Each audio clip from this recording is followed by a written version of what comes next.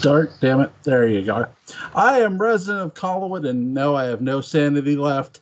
I am joined by the author of the Dark Shadows Daybook, Patrick McCray, and Butch Rosenbalm.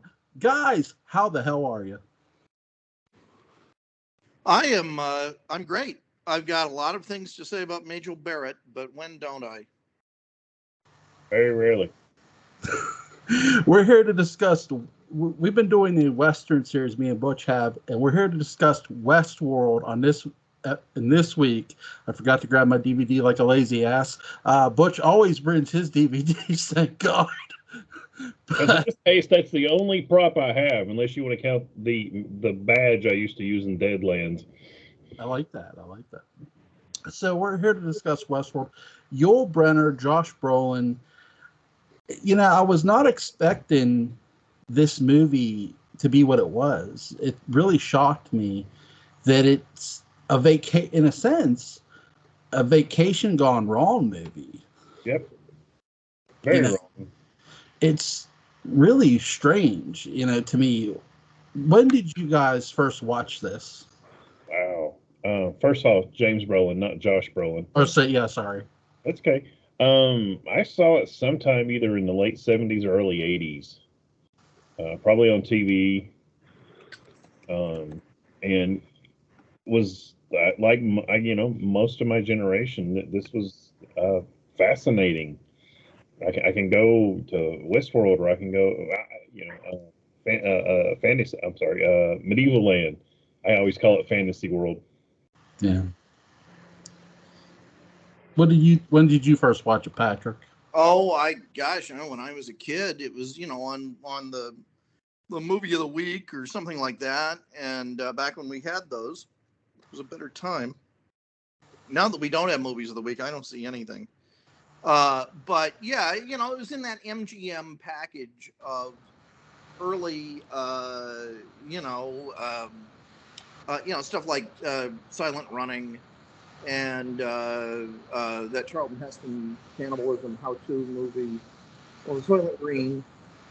And it was in that era of science fiction, which I consider to be a better world. And it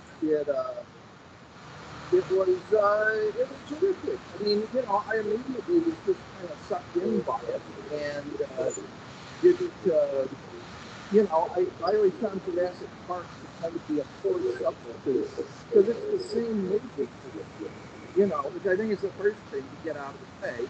It's the exact same film, except it's got a robotic dropper.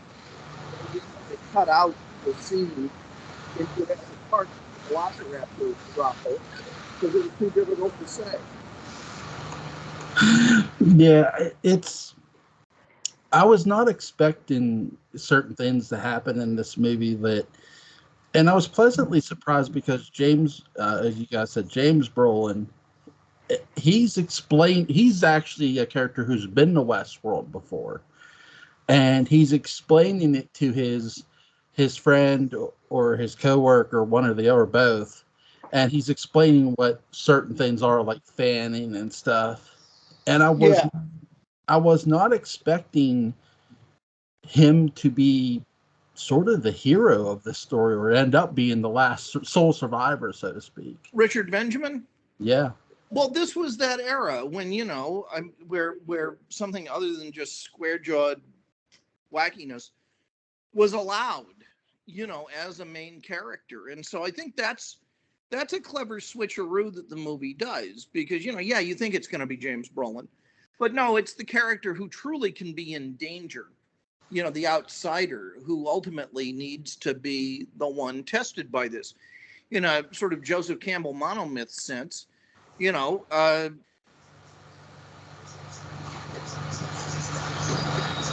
happened? Oh. I think you froze again.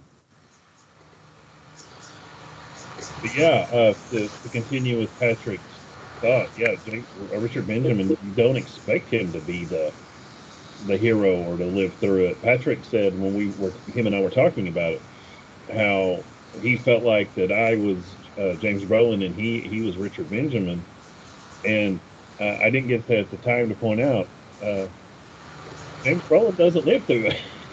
Am I back? Yes, you're back. Okay. Well, I mean, Butch, you're not. I mean, clearly you're not dead. So, it's not. If you're not Brolinian in that sense, is a romance with James Brolin a bromance? But here's the thing about James Brolin: he dated Jan Smithers, who was Bailey Quarters on WKRP, and she was allegedly abusive to Josh. So that's all I got. Good night. Well, is there anything your friend wants to say that he's not on camera? He loves Westworld. He's nodding vigorously at everything I say in complete agreement. He's obviously a wise man. He is a wise man. He's one of the wisest people I know. That's why he's not on the show. I just want to assure your friend it's okay if he has no clothes on. But anyway, the night is young. Anyway, go ahead, Butch. What do you think? What do I think of what? I know. At this point. Right. So the manliest thing in this movie is Majel Barrett. Continue. You know, Joel Brenner made a great deal. And to see him play a robot was very, I don't know, to me it felt so different to have, because I've seen The Magnificent Seven, and you know Joel Brenner knows how to act, but to see him play a robot and be so spot on was amazing. And I don't know why I'm shocked, because he's a great actor. But so what did you think of Yul Brynner playing this robot cowboy? And obviously things go really bad, not just in Westworld, but in the other worlds too. What did you think of that, Butch? Yeah, this was back in the period when all the robots looked just like actors, thankfully. Saved some money on special effects. So some of them don't work. I think a lot of them don't work, especially looking at modern eyes, but this works. Even, my paltry knowledge of special effects, knowing how they did these things, he does it perfect. And I'm going to say this for the first time tonight. He's really the first Terminator. Yep. With him walking through the after Richard Benjamin through all the corridors and just the light, passing by him.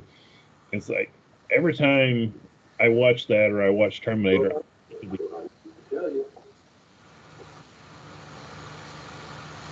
yeah, it's really, he adds a whole nother to me, because when he gets shot the first time and you know that they're these robots, and I love what the one guy says, how do I know I won't shoot you? And James Brolin says, try it. And again, it's something I wasn't expecting in this movie, and they do, and it doesn't, and it's because of the heat signature that they don't shoot, but yet because things go so bad, when James Brolin's character dies, you oh man, because they don't realize that everything's gone so bad. They just, I think when they have that brawl at the saloon, they just think, oh, this is just part of Westworld, and which would make sense because they're in the Wild West. Sorry, Patrick, what did you think of Yul Brynner playing the robotic keel? I liked his hairstyle. It was okay. Well, here's the thing: is that it hasn't been done very much, but it is one of the first movies, maybe the first movie I know of, that is aware of movies, like real famous movies existing. Like you see a vampire story, and it's like, even after the point where they all kind of begun to admit that they knew what vampires were, they still made dumb mistakes as if they had never seen a vampire movie. And not only have they seen, Westerns, but they've seen The Magnificent Seven, that this all exists in that universe. And so it's a chance for film fans to interact with other film fans as being represented on screen. Now, what the academic impact of that is, I don't know, but it's kind of interesting. And also, when you bring in Yul Brynner as the gunslinger, it's a great piece of economy because it requires no setup. It requires no introduction. It's nothing like that. And that's why it's very weird to be. And they point out another good point along with that. They dressed him in the outfit he wore in Magnificent Seven, that all black outfit, which if I know I'm going up against Chris from the Magnificent Seven, it's like all of a sudden he's the bad guy, which is, I don't know if it's meta or just funny, but I'd rather go up against Robert Vaughn, but I don't have that shit. Hey, Joel, you brought up something talking about the guns and not being able to hurt the other people visiting the park. My question is, and I know this is one of those you're thinking too much questions. No. How do they do that in the medieval land or Roman land? I mean, how does the sword go? Oh wait, we can't stab him. I've thought a lot about that. I have an answer. Tell me. But it will beg another question, which is a bigger question. It doesn't sound like Dwight. Here's a better question. In Westworld itself. But this is my theory: is that they have the same heat proximity sensors. Okay, and if you unsheathe the sword, so to speak, too close to another guest, it starts to vibrate. The same with an arrow or a dagger. Yeah, I don't know why Patrick froze, but like dagger, like they all have the same mechanism in a sense. Well, no, but let me ask you this: say the three of us go. This is getting really chronic. Yes, and not the kind of Seth Rogen chronic that would make this a very interesting evening. But back to what I was saying. So it starts to vibrate really strongly if there are guests within even like 20 or 30 feet, and you take it out. But then if you start to even raise it anywhere near, it gives you an electrical shock so severe. And people learn very, very, very quickly in their orientation, don't pull the sword out if it vibrates at all, or you're really going to be in a lot of pain. Here's my next question, and this may be the question you were talking about. The three of us go. We're in evil land. And we're standing back to back to back, and we're going to fight, and we all go to pull a draw our swords, and we're within that range. I mean, am I still overthinking it? I mean, I know it's a movie. I know. I think the robots are programmed not to respond in that situation. Yeah, in the final scene, in like the closing scenes where everything starts to go to shit, the programmers are still somewhat in control. And they say, let him go, let the robot go. And the sword dueling begins. And when they try to pull him back, they can't. And that's why the guy dies. So they can't turn on the mechanisms to stop it, like Patrick's saying. And that's sort of where things start to just go bad and get worse and worse and worse. The real sign of indignation of this is like that things are going to sort of go bad as the women start to sort of, you see their eyes glow and they start refusing the men. They start to vote. Yeah. It's terrifying in Westworld. And then the next sign you see this is the fake rattlesnake bites James Brolin in the arm. And why does the rattlesnake have teeth? Why do they even build it to be able to bite if it's not supposed to bite a guest? Well, here's the thing of that. I'm sort of wondering, like with the teeth, because the human robots, their issues is the hands. Like if you notice their hands don't look exactly like ours. They couldn't perfect the hands. There's no hair. Right. So with the teeth, to me, they gave them the teeth. They couldn't perfect. Obviously, you wouldn't want to. Maybe they couldn't perfect the venom. Thank God. What the hell? What's the venom supposed to do? Why do you have a harmless robot snake with venom? You never know. But I don't. I would think it would be aesthetics. I mean, if Yeah. you see a rattlesnake and it doesn't, you still got to have that image. I mean, it'd be like all the automatons walking around in Westworld with no guns or guns with little red caps at the end of it. A little too for this fully immersive thing. Yeah, you still have to have the teeth. Like the realism is it actually having the teeth, like you're saying, and them having the guns. Like they can't. I will say that because remember, James Brolin says that's not supposed to happen. That's not supposed to happen. Like he's meaning the snake isn't supposed to be able to lunge at him. I think is what he's trying to say. It's sort of like what Patrick goes back to with the certain mechanisms. Maybe the snake's just supposed to rattle, but not actually lunge. So here's the bigger question though, in terms of guest safety at Westworld. Guest safety at Westworld. What about that bar fight? Another point. That, I mean, those bottles hurt.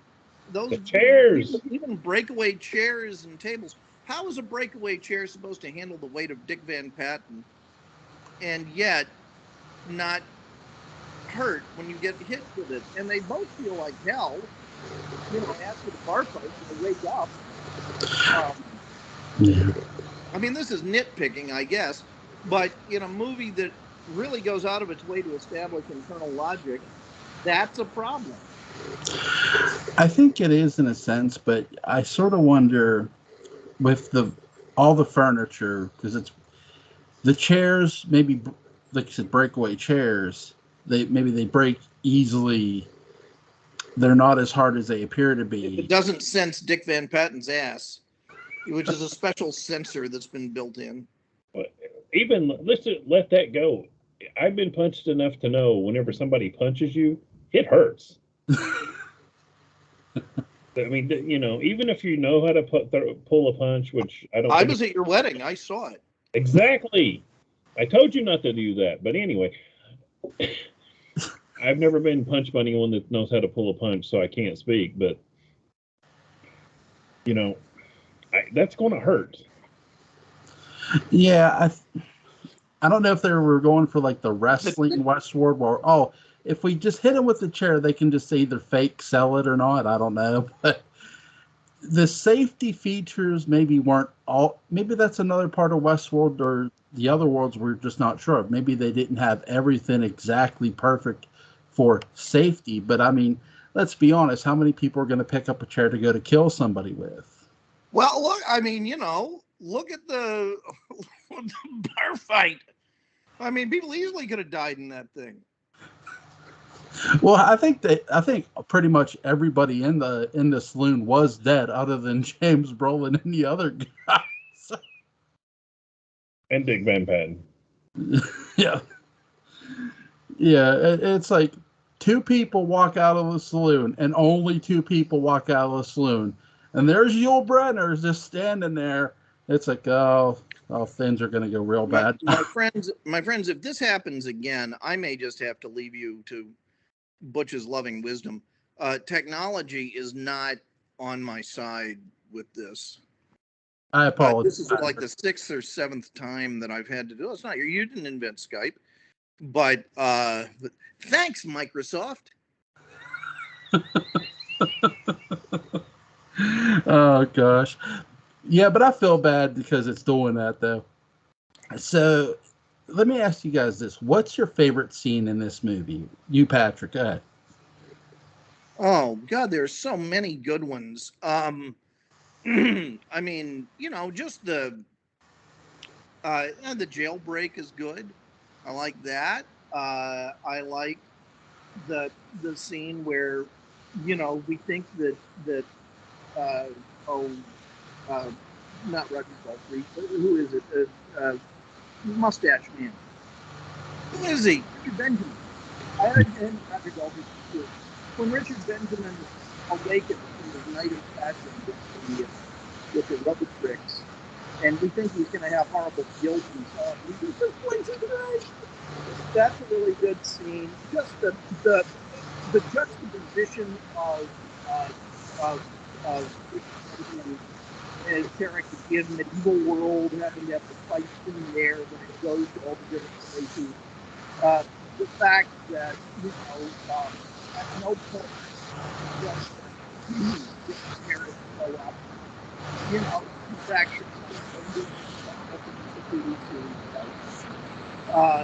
so yeah, I mean, I like all of that. I like all of this movie. And I'll tell you what, with teenagers who are very jaded, this is a movie that in that era that always works. They always enjoy it. It's also short, which I love. It doesn't mean 3 or 4 seasons of some HBO nonsense. It does its business. It's very every scene is packed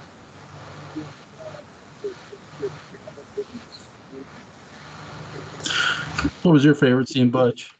I think I got two, similar to what You Patrick certainly do, but what's your favorite scene? Similar to Patrick's when Richard Benjamin, after he gets pleasured, and we get the impression with the It just said with the divorce that it's probably been a while, and he's like, oh, thank God. But it's right after that when Yul Brynner shows up in the hotel room and kind of has James Brolin, and here comes in Richard Benjamin, and he starts fanning. And for those of you that don't know, that's when you have one finger on the trigger, and then you're smacking the hammer at the back of the gun, and that way it's just as fast as you can do that, you get as many bullets out as you can. And then he just turns and looks at him and goes, was he bothering you? It's similar to like what Patrick was saying. I mean, he's acclimated, and you didn't see you saw more in the 70s, but anybody could be the hero. Yeah. And that was the point of this, be it Richard Benjamin, be it Dick Van Patten, be it whoever, they could be the hero of this. I think when Yul Brynner burst in, I just expected Richard Benjamin to pat on the bed and say, all right, you're next. Anyone else, fine. You've heard the legends. They're true. Come on in.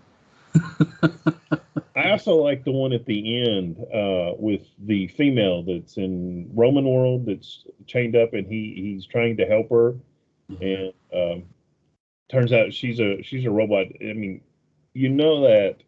Well, now after you've seen it a few times, but that scene works so well, I think, because it reminds you, as is, things are not what they seem.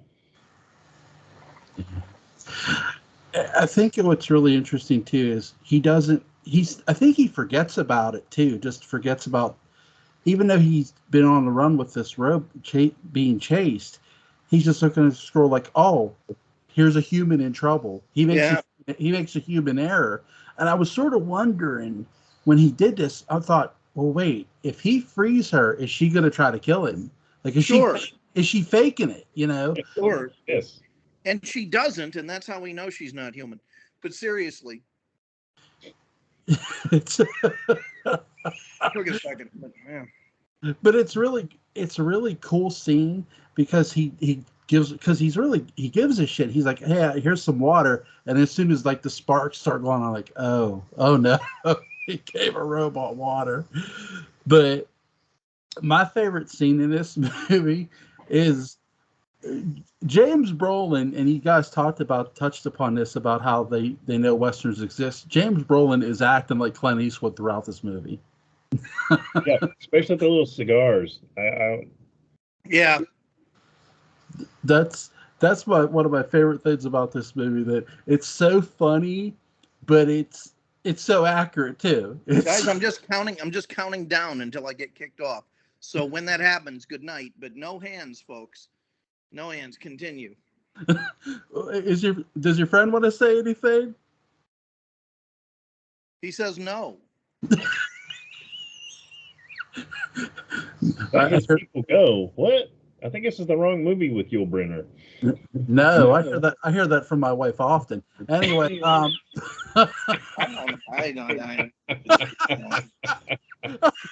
I have my lawyer on with this guy. Fun, but it's really, you guys are right. It's not a long movie, but it's very entertaining. Oh yes, it's something that people want these long Marvel movies. It's like, no, give me this. It's short, Yes, it's simple, it's to the point, and you get it. And it's short, sweet, and everybody wants to see it. Right. And I love the scene when Yul Brynner's character is finally defeated. It's still to the degree of terrifying. It's like you said, Butch, like the Terminator. It gives you that Terminator terror before Terminator ever existed. yeah. I'd actually kind of had a running theory, I was trying to work it out in my head as I watched this. Could this have been taking place in the same world as Terminator? And I really don't think it would. But if it did, I think it's more just the Hollywood looking at it. But yeah, this is Yul Brynner is Terminator Model 1. Yeah, he is. What do you think, Patrick? Not sure if he's frozen or not. Looks like he is. Uh-oh. Goddamn Microsoft. Again, knowing Patrick, he could be just sitting there staring at us.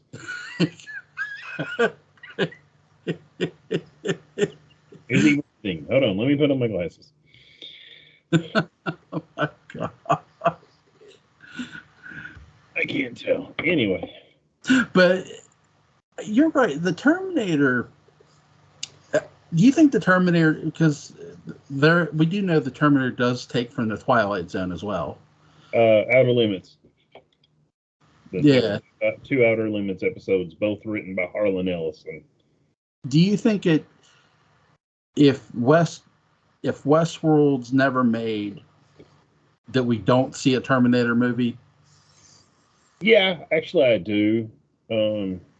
Just because of those 2 episodes and according to, I'm a pretty big fan of the Terminator films, and according to the stuff I've read, James Cameron had a nightmare. He was sick and he had a fever, and there was something about a robot or skeleton on fire trying to get him, and that's where it comes up with that last scene. Now, could that have skeleton on fire been inspired by the last part of Westworld when Yul Brynner gets turned up, set on fire? Oh, very well. But I think we would, but this made it a lot more easy because if you look, make sure I turn it so it's not glaring. If you look, this looks very similar to a Terminator on the packaging here. Yeah. And I don't believe he suffers. I don't recall him suffering such a wound. And of course, we didn't see that because they didn't have the special effects for that back then. Yeah. I think too, like on my cover, it's not the eye, like it's the outlining of the face, like it's like trying to open up. Because I got the Blu-ray, and by the way, Walmart charges $6 for the goddamn Blu-ray. Someone at Walmart is smoking something heavy, but of Westworld. Yeah, that's weird. Like when I bought it, because I bought it recently, like before we did this, because Patrick wanted me to. We did the Three Musketeers, and the Four Musketeers we were comparing the 73 and 48 version, and so I bought those 2 movies together, and the Musketeers movie was like 20 something bucks because it was a collector's edition on Blu-ray. But Westworld, the Blu-ray was only $6, and I shook my head. I had to rub my eyes. I'm like, no, that can't be right, and it was. Wow. I'm like, someone at Walmart is smoking some crack, but especially online. But it's really like, wow, that movie's cheap. I'll buy it, and it's worth it though too. For. I think one of the most terrifying parts to me, though, too, is watching how the people who are in the control room are literally losing control. They're like, they don't, and like up until their death, they are sort of trying to figure out what's going on and what the problem is. But they are slowly but surely losing control of their dream vacations. Mm-hmm. As as sort of the guest star too. You know, it's really interesting to see how the machines sort of, and again, like what Terminator's going to do later, the machines fought back. So I got to ask you this, and I wish Patrick, we didn't have the issues we had, because Patrick left. This would have been a great question for him too. Shout out to Patrick if he's going to listen to this later. I'm sorry about Microsoft, man. But do you think that, what was I going to say? Do you think that the machine intentionally did this? No, I don't, because this is, I believe, the first film to ever mention a computer virus, because they even say it's like a biological virus. I don't think it's like one day they just said, man, I'm tired of being shot 6 times a day, or I'm tired of having, being seduced by every, pun intended, Tom, Dick, and Harry that comes along. You were talking about the control room. I was reading something that was an interview with James Cameron. It's not James Cameron. It's Michael Crichton. Because everybody thinks this movie is about technology being out of control, and it's not. He says that it's more about capitalism, because they won't shut the park down. Yeah. That things are going wrong, and they end up, the controllers you're talking about, they end up all dying for it because the door's shut and then they can't get out. Yeah, it's sort of Jurassic Park. Sort of the same thing happens. Yes. It's like you said. There's capitalism. Like you're literally. Now I will say they were more with Jurassic Park. They were more testing the park out, and things were going wrong. With this isn't a test. It's like, here's your paying customers. Well, the people who are controlling it, they get greedy.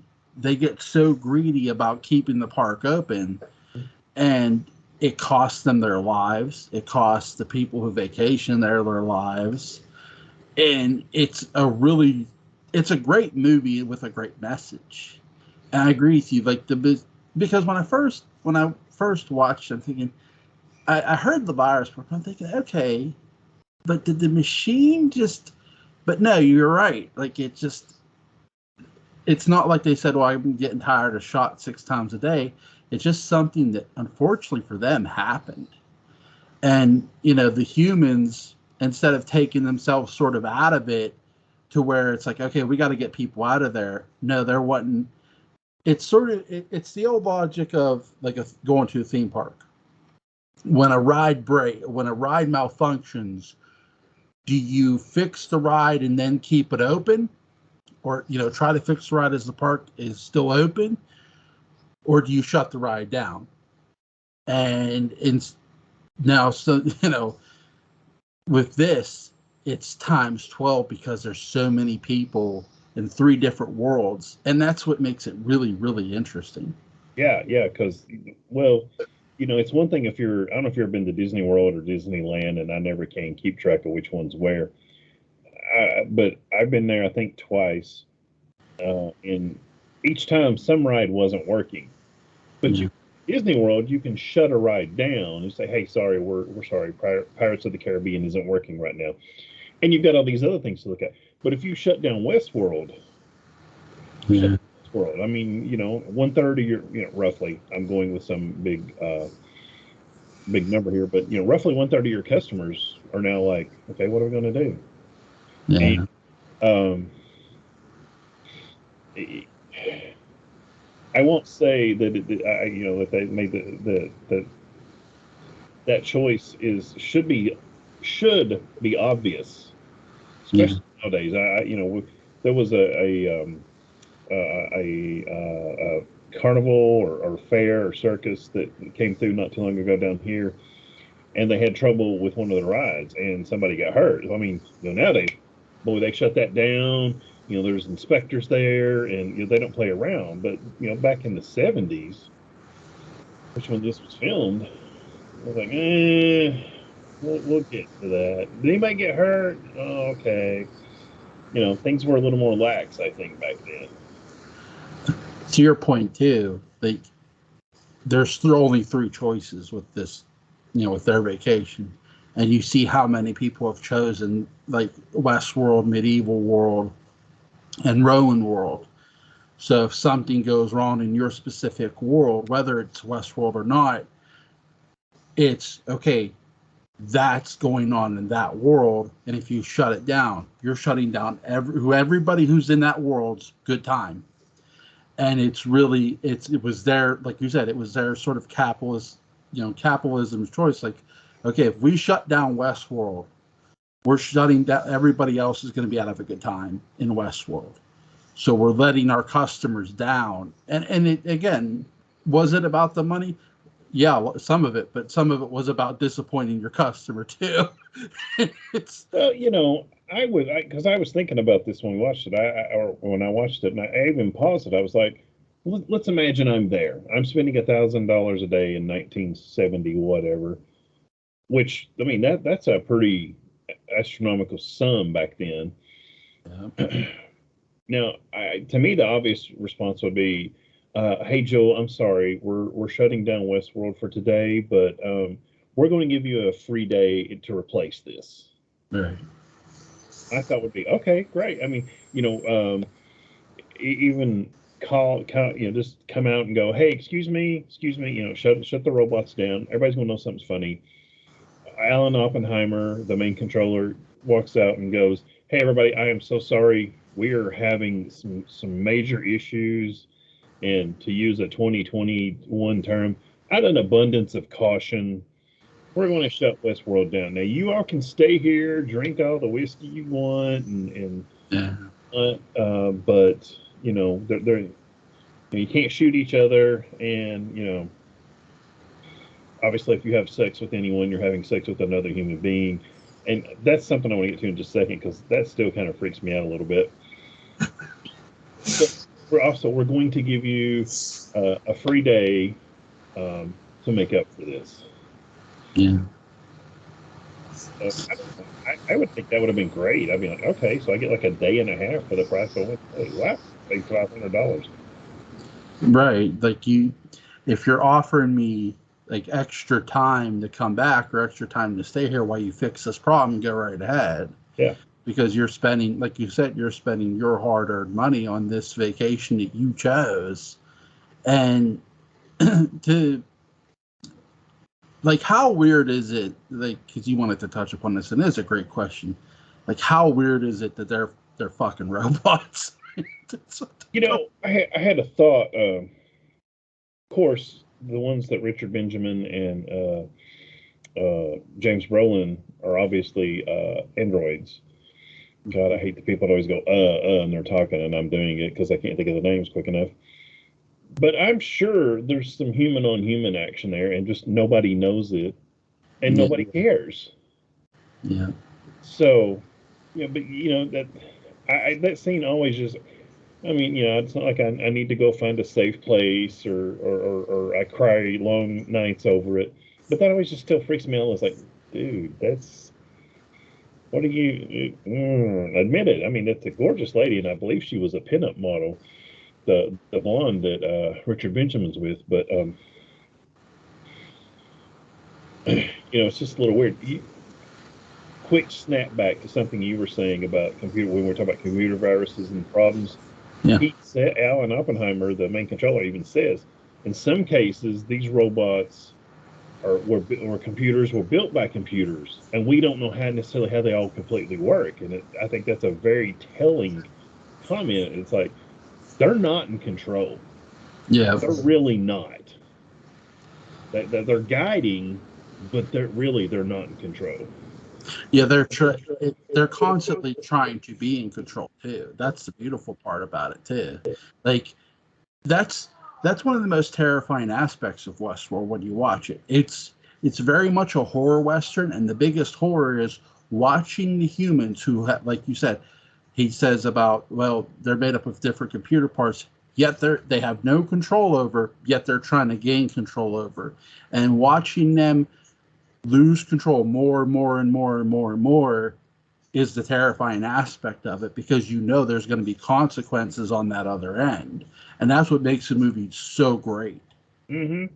You know, it's to me, I like Terminator. To me, this is way better than Terminator. I like the fact that you have all these elements going on, and the people inside the parks, if you will, steal something from Jurassic Park, don't know it. And that's another terrifying aspect of this. Yeah. Who would want to be at Disneyland, Disney World, and you're on Space Mountain or whatever, or better yet, Pirates of the Caribbean, and oh, guess what? Johnny Depp's robot over there actually has a gun with bullets in it. Now that's something I really wondered about. Going, we're talking about how the gun can work. Why would you even put bullets in the robot's guns? Yeah, that's the interesting part, because you're right. When they're shooting the robots, the bullets are real. It's like everything they explain this in the beginning of the movie. The bullets are real. It's like, okay, wait, you're giving guests real ammunition, and where's it's something Patrick touched upon, the safety of these vacations. They're not so safe, really. No. Because one small little thing messes up, you're dead. Well, let's say, like, me and you are there and we don't know each other, and Yep. You bump into me accidentally. Let's go with the thing with Yul Brynner and Richard Benjamin. You bump into me and I spill my drink. Well, let's say I'm James Brolin and I've been here, Yeah. and I just think you're an android. And I'm like, "What's your problem, buddy?" And then you're like, "Well, what's your problem?" And we start, thinking each other is a robot, and we go to shoot each other with live ammo. I don't know if the gun works or not. I mean, I understand you don't want to have laser tag or whatever. That's not quite the same. I understand that, but, and even if you use a what do they call it? It's a slug for in Hollywood to mimic. But as Brandon Lee will tell you, those things are fatal, can be fatal. So yeah, and what happened to him too, really, the bullet the fake bullet, if you will, acted like a hollow point, and really that's what killed him. The bullet sort of morphing into, in a weird way, a hollow point. Yeah. And it killing him, expanding, and it's just like, holy shit. So, like, whether you use a blank or not, or a fake bullet, it doesn't mean it. That doesn't mean anything. You could still die. And like with this, and here's the one thing too, I kept waiting for to happen. When he said about the guns picking up the heat sensor, like the body heat, what if that would have failed? That's something I waited for to happen in this movie. Like, that's something I thought was going to go wrong first. Like with the guns, where somebody just pointed it, like the guy kept pointing it at the mirror. I kept waiting for him to point it at himself and it to just go off. And it be an accident, but it went off and it shouldn't have. But it didn't happen. Yeah, well, something I was thinking about, I'm presuming they're not the first people to break out of prison and head out to the desert. Yep. And that is most likely a real desert.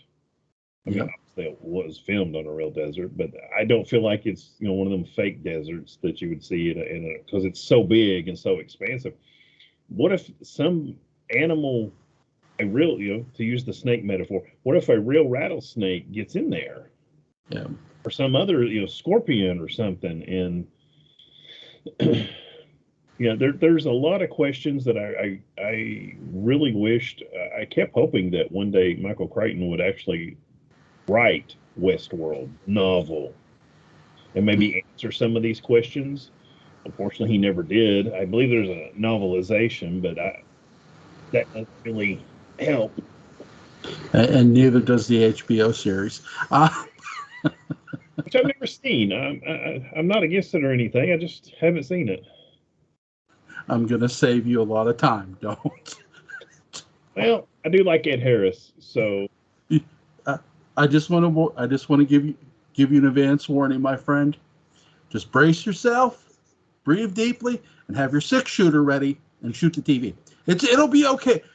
Mrs. Rosenbaum will understand. no, she will not.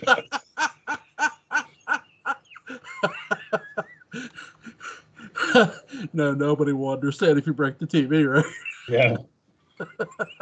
No, but it's to Westworld. This movie is definitely a great watch, and I recommend it to anybody. Is there anything you want to add before we go? Um, I got a couple of questions for you. Well, one question, one comment. I'll make my comment first. I always forget Majel Barrett is in this movie, and for those of you that may not know, that was the later widow of Gene Roddenberry who created Star Trek, and she appeared in Star Trek in a couple of different roles. And it's like, oh yeah, I forget. I don't know what it is. I always forget she's in there. But my question is to you, Joel. Yes. You win a prize. You win a contest. You can go to Westworld, Roman World, or Medieval World. Which one do you go to? I have my cowboy hat already on, as you can see. So I'm going to Westworld, and I'm probably going to get shot by Yul Brenner. That's how that'll end for me too, because I'm horrible with a gun. I used to shoot paintballs, and I was a horrible shot. So I know I'm a horrible shot. So I know I have. When I say I have zero chance of winning a dual Butch Rosenbalm, I literally have zero chance. So there's that. I asked myself that, and I'm like, man, I'd like to go to all of them. Yeah. We've talked westerns. Obviously, both of us know westerns, and we'd appreciate that. I've played D&D for about 40 years, so I'd love to go to Medieval World. I'm a history buff. I'd love to go to Roman World. I'd like to go to all of them. If I could only choose one, it's like, geez, man, I think I'd finally pick up a 3-sided dice or something and let it decide, because I think I would be fun, and I would like all of them, but I'd like to see all of them. That would be interesting. It would be really fun too to like if you had if they let you have that choice of, okay, I want to go to each one of these, and they let you do it, would be cool. Really cool. First of all, before we go, I want to apologize to Patrick and Butch, and also thank them. I know Patrick left, but thank you, my friends. You guys are so awesome, and this is so cool to do. But thank you guys both so much for coming on and talking Westworld with me. I cannot wait for next week to start our horror marathon. Yes, by the way, we will be back with Westerns in November. I promise. We're not done. But we're going to talk some horror movies. We're going to do Psycho 1 and 2. And yes, we'll talk about that Vince Vaughn guy. I remember his name. But seriously, when they, we chatted about that before we started. Yep. As much as I don't like the remake, he was my choice to play Norman Bates of all the actors at the time. I think he was an amazing choice. I think if they would have actually made Psycho, tried to make Psycho their own thing, instead of just shot for shot remaking it, it would have been a better story. Because they should have, I tell you who they should have got to write and direct this, if he would have been interested. And that would have been, I'm going to kick myself, the guy who did Night of the Living Dead remake. Tom Savini? Yeah, Tom Savini. Because what he did was different, from what George A. Romero did. Or at least it was different enough. It didn't look like the same movie. That's the thing. If you're going to remake, I don't mind remakes, but God damn it, if you're going to remake something, make it yours. Yeah. Make it your story. And unfortunately, with Psycho, and unfortunately for Vince Vaughn, they didn't. And George Romero wrote the remake of Night of the Living Dead. Yep. And they both came up with a couple of, and if you've seen both films, there's a few times you're led a certain way, and there's like, no. And, I love those moments in that film. And, I'm with you. If you're going to remake something that's okay. First of all, I can't stop you no matter what, but do something with it. My understanding, the only reason that Psycho remake got made is because it was allegedly Matt Damon said he had never watched Psycho because it was in black and white. And personally, if you won't watch a film because it's in black and white, you need to be punched. Well, first of all, if you don't want to watch black and white movies, go straight to hell. But I'm trying to be nice, Joel. I'm not. I'm never nice. So there's that. Like, when I hear somebody doesn't want to watch black, like, really, get away from me. Get away from me. Well, now, wait. I'm gonna say one thing. We have a channel over the air called Grit, which shows a lot of westerns. Yeah. I don't usually like to watch black and white westerns. I prefer color westerns. There's a few. I mean, we've Liberty Valance, and I mean, there's some good black and white westerns. Don't misunderstand me. Yeah. But I guess it's like anything else. I kind of have to be in the mood for it, for a black and white western. A lot of but here's the thing too. A lot of the early black and white westerns were really launching pads for the career. The guys we grew up like Wayne, Fonda. Though Fonda was only in 10 westerns, Wayne was in a ton of them.